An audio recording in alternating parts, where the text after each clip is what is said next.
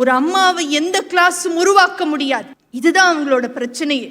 ஒருத்தர் படிச்சாதான் டாக்டர் ஆக முடியும், ஒருத்தர் படிச்சாதான் டீச்சர் ஆக முடியும். ஆனா குழந்தைன்னு ஒண்ணு பிறந்துட்டாலே அம்மாவாயிடலான்னு நினைக்கிறது அவங்க. அதுல எத்தனை கிளாஸ் சொன்னாங்க பாருங்களேன். Baby care class, breast feeding class, வரிசையா அடுக்கிக்கிட்டே போனாங்க. அநேகமா அந்த இண்டஸ்ட்ரி பின்னாடி இருக்கிற டானே இவங்களாத்தான் இருப்பாங்கன்னு நான் நினைக்கிறேன். பல ரூபங்கள்ல இது ஒரு ரூபம். அந்த காலத்து அம்மாக்களால் கண்டிப்பா கிளாஸ் அட்டென்ட் பண்ண முடியாது. ஏன்னா வீட்லயே ஒரு பால்வாடி இருக்கும் போது தனியா போய் கிளாஸ் அட்டென்ட் பண்ண முடியுமா? நடுவர் அவர்களே, ரேவதி அக்கா யாரு? 2வது பிரம்மா.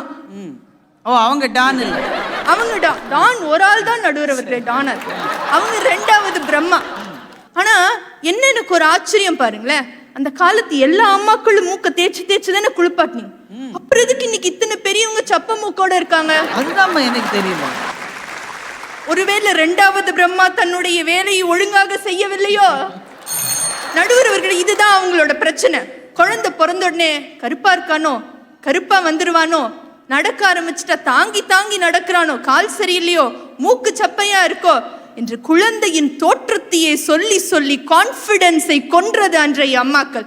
நீ எப்படி இருந்த பரவாயில்லடா, எப்படி இருக்கன்னு முக்கியம் இல்ல, நீ என்னவா இருக்கண்டா முக்கியம்னு சொல்லி குழந்தைகளுக்கு ஒரு தன்னம்பிக்கையை ஊட்டுவது இன்றைய அம்மா.